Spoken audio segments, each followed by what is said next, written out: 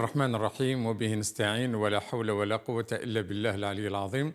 أما بعد أيها الأحبة، السلام عليكم ورحمة الله وبركاته، وتقبل الله منا ومنكم الصلاة والصيام والقيام، ونسأله أن يحشرنا في زمرة خير الأنام محمد عليه الصلاة والسلام.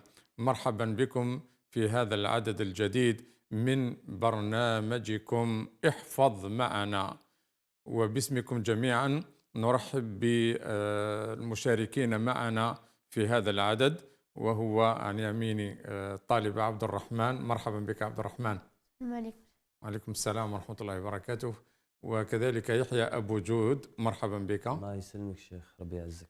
ومعنا عبر سكايب الأخت إيمان خالف، مرحبا بك. بارك الله فيك شيخ. السلام عليكم. وعليكم السلام ورحمة الله وبركاته.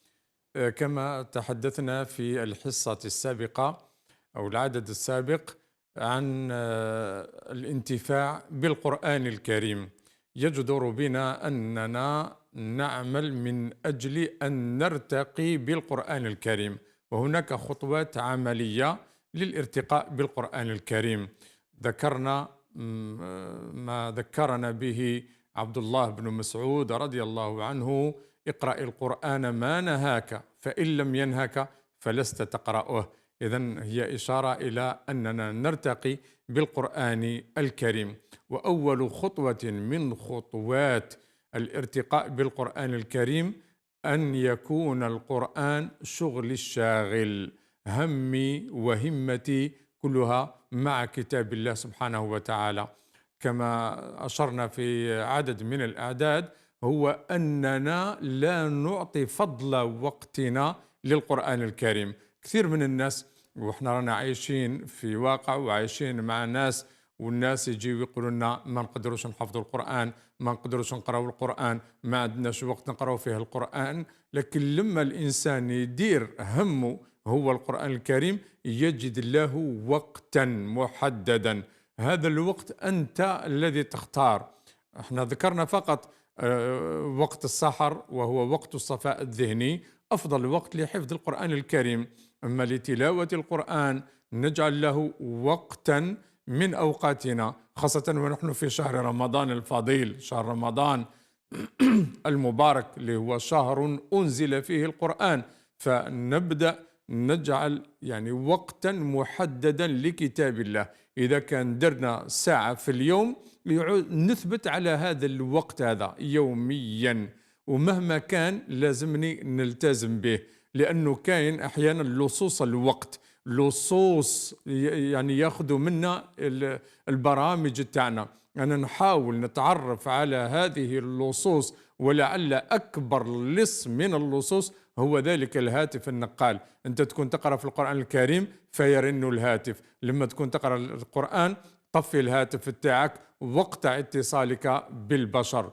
كذلك هناك من يسرق لك وقتك. حاول أنك توضع حد وتوضع ذلك البرنامج الثابت الذي لا يتغير حتى يعني تعطي للقرآن حقه. وكذلك يمكنك وأنت تسير في سيارتك تقرأ القرآن الكريم عن ظهر قلب، أو أن تجعل مسجلا لتسمع القرآن الكريم، وربما تكرر القرآن الكريم وأنت في سيارتك، لتتحول هذه السيارة إلى جامع، إلى مسجد، إلى مدرسة قرآنية. وكذلك يمكن أن تحولها إلى جامعات حينما تستمع إلى تفسير القرآن وإلى فهم معاني القرآن الكريم، فيكون شغلك الشاغل هو القرآن الكريم. هذه الخطوة العملية الأولى. الخطوة العملية الثانية وهي التهيئة النفسية. التهيئة النفسية والذهنية والقلبية. فلما تكون هذه التهيئة الذهنية وهذه التهيئة النفسية والعقلية، حيث أنك لما تروح تقرأ القرآن الكريم ماشي تقرأ القرآن الكريم هكذا فقط، وإنما تستشعر عظمة الله سبحانه وتعالى. الوضوء، أنك تتوضأ وتحافظ على وضوئك، وأن تستقبل القبلة وتمسك المصحف بين يديك أو على حامل المصحف وتضعه أمامك وتقرأ وأنت جالس ولست متكئا ولا يا يحيى خذ الكتاب بقوة. فلما تكون هذه يعني التهيئة يمكنك أن تفهم القرآن الكريم ويمكنك أن تتعامل إيجابيا مع القرآن الكريم، لأن ما نلاحظه في يعني بعض التصرفات وبعض سلوكات مزعجة في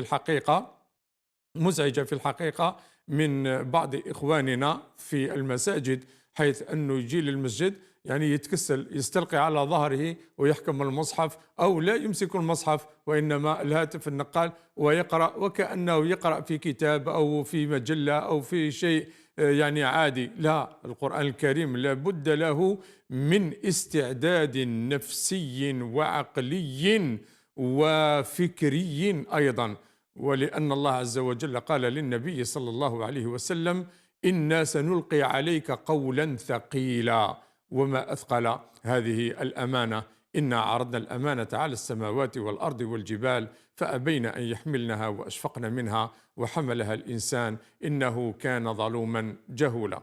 إذن هذه نقاط أو نقطتين ذكرنا بها في هذا العدد، ولنا خطوات عملية أيضا سنتحدث عنها لاحقا بإذن الله تبارك وتعالى. نسأل الله عز وجل أن ينفعنا بما سمعنا، ونمر مباشرة إلى القراءة والتصحيح، ونبدأ بالطالب عبد الرحمن، فليتفضل مشكورا مأجورا إن شاء الله. أعوذ بالله من الشيطان الرجيم. بسم الله الرحمن الرحيم.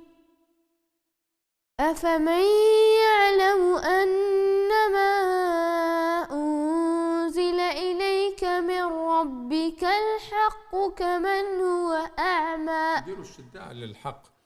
من ربك الحق. من ربك الحق كمن هو أعمى. إنما يتذكر أولو الألباب الذين يوفون بعهد الله ولا ينقضون الميثاق والذين يصلون ما أمر الله به أن يوصل بين الهاء تاع الله، ما أمر الله به. عود والذين يصلون ما أمر الله به أن يوصل ويخشون ربهم ويخافون سوء الحساب والذين صبروا ابتغاء وجه ربهم وأقاموا الصلاة وأنفقوا مما رزقناهم سرا وعلانية ويدرؤون بالحسنة السيئة أولئك لهم عقبى الدار. ما شاء الله، ربي يفتح عليك إن شاء الله. تفضل يحيى أبو جود. جنات عدن يدخلونها ومن صلح من آبائهم وأزواجهم وذرياتهم والملائكة يدخلون عليهم من كل باب سلام عليكم بما صبرتم فنعم عقبى الدار. والذين ينقضون عهد الله من بعد ميثاقه ويقطعون ما أمر الله به أن يوصل ويفسدون في الأرض أولئك لهم اللعنة ولهم سوء الدار. بارك الله فيك. نلتقي مباشرة إلى الأخت إيمان عبر سكايب. تفضلي الأخت أعوذ إيمان، تفضلي. أعوذ بالله من الشيطان الرجيم.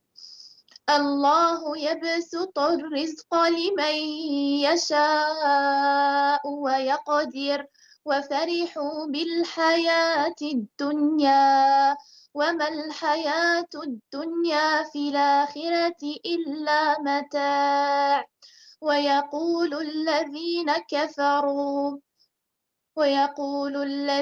كفروا لولا أنزل عليه آية من ربه قل إن الله يضل من يشاء ويهدي إليه من أناب الذين آمنوا وتطمئن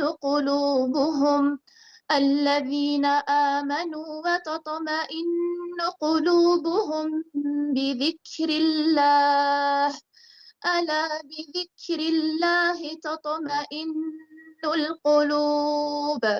ربي يفتح عليك، بارك الله فيك. والآن نستمع للقراءة من أجل التصحيح.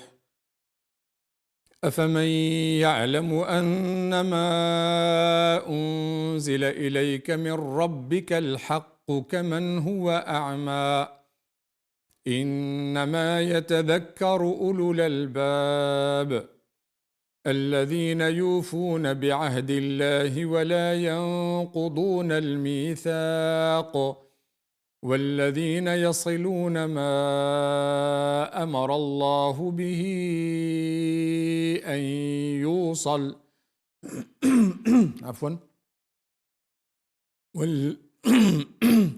والذين يصلون ما أمر الله به أن يوصل ويخشون ربهم ويخافون سوء الحساب والذين صبروا ابتغاء وجه ربهم وأقاموا الصلاة وأنفقوا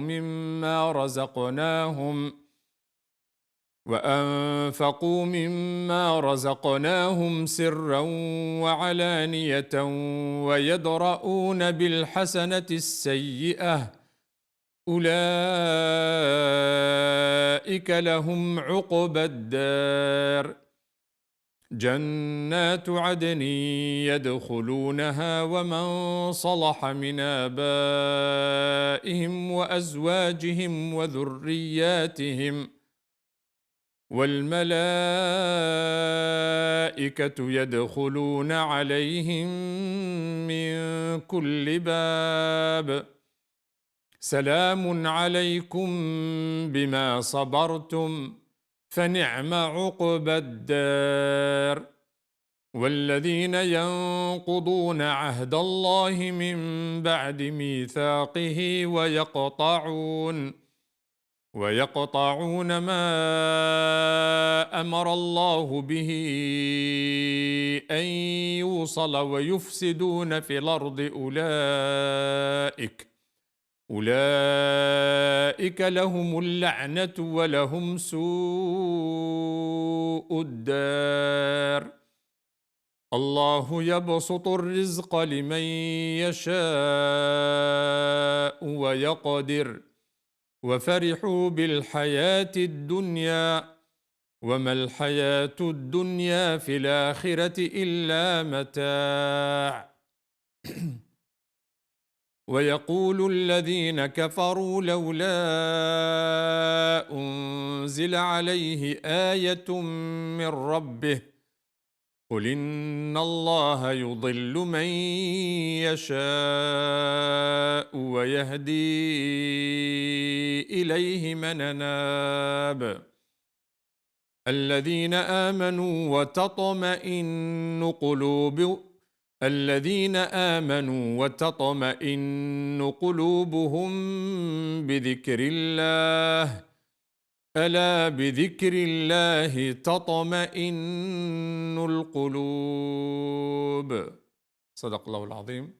نسأل الله عز وجل أن يجعل القرآن العظيم ربيع قلوبنا ونور صدورنا وجلاء أحزاننا وذهاب همنا وغمنا وصاحبنا ودليلنا إليه وإلى جناته جنات النعيم برحمتك يا أرحم الراحمين يا رب العالمين. والسلام عليكم ورحمة الله وبركاته.